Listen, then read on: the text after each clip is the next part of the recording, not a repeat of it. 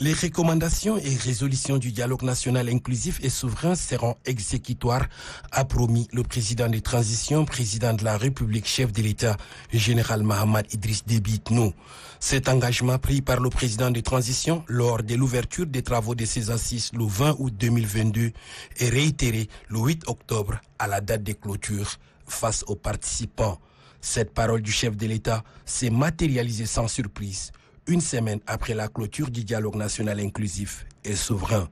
Et pour la mise en œuvre effective des résolutions du cahier des charges du dialogue national inclusif, le chef de l'État a fait appel à un technocrate pour l'accompagner dans la mise en œuvre de la deuxième phase de la transition.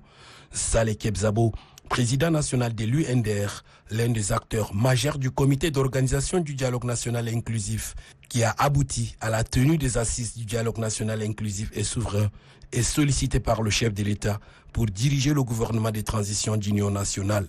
Quelques jours après sa nomination au poste de Premier ministre, Saleh Kebzabo rend public la liste des membres de son gouvernement.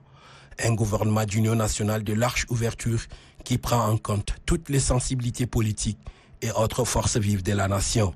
Il s'agit en l'occurrence des partis politiques de l'opposition, des organisations de jeunes et des femmes, des politico-militaires, des forces de défense et de sécurité, tous représentés dans ce gouvernement d'union nationale.